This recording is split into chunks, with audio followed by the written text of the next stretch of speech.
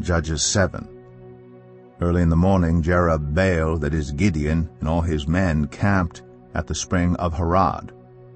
The camp of Midian was north of them in the valley near the hill of Moreh.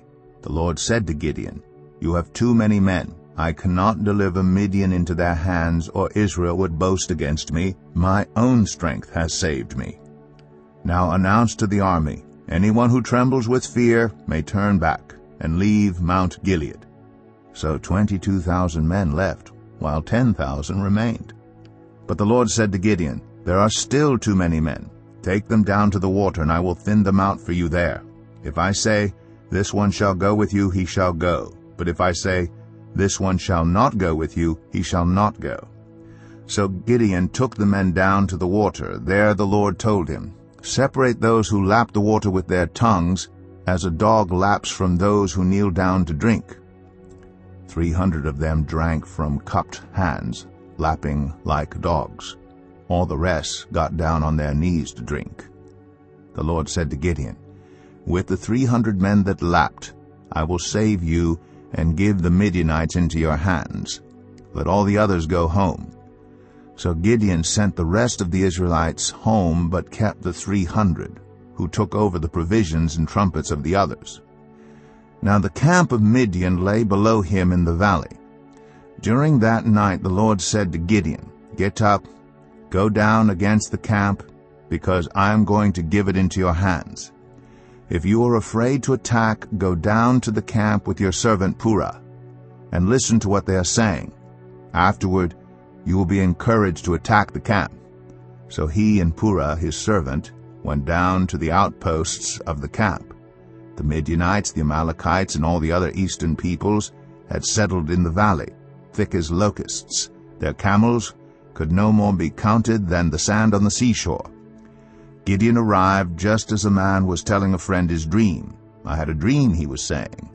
A round loaf of barley bread came tumbling into the Midianite camp. It struck the tent with such force that the tent overturned and collapsed. His friend responded, "This can be nothing other than the sword of Gideon, son of Joash the Israelite. God has given the Midianites and the whole camp into his hands." When Gideon heard the dream and its interpretation, he bowed down and worshipped. He returned to the camp of Israel and called out, "Get up! The Lord has given the Midianite camp into your hands."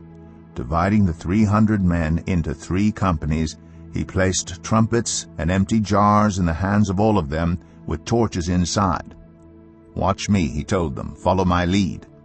When I get to the edge of the camp, do exactly as I do. When I and all who are with me blow our trumpets, then from all around the camp blow yours and shout, 'For the Lord and for Gideon.'" Gideon and the 100 men with him reached the edge of the camp at the beginning of the middle watch, just after they had changed the guard. They blew their trumpets and broke the jars that were in their hands. The 3 companies blew the trumpets and smashed the jars. Grasping the torches in their left hands and holding in their right hands the trumpets they were to blow, they shouted, "A sword for the Lord and for Gideon." While each man held his position around the camp, all the Midianites ran, crying out as they fled. When the 300 trumpets sounded, the Lord caused the men throughout the camp to turn on each other with their swords. The army fled to Beth-shittah toward Zererah, as far as the border of Abel-Meholah, near Tabbath. Israelites from Naphtali, Asher, and all Manasseh were called out, and they pursued the Midianites. Gideon sent messengers throughout the hill country of Ephraim, saying, "Come down against the Midianites and seize the waters of the Jordan, ahead of them as far as Beth-barah." So all the men of Ephraim were called out, and they seized the waters of the Jordan as far as Beth-barah. They also captured 2 of the Midianite leaders, Oreb and Zeeb.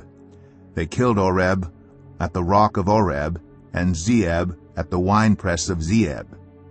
They pursued the Midianites, and brought the heads of Oreb and Zeeb to Gideon, who was by the Jordan.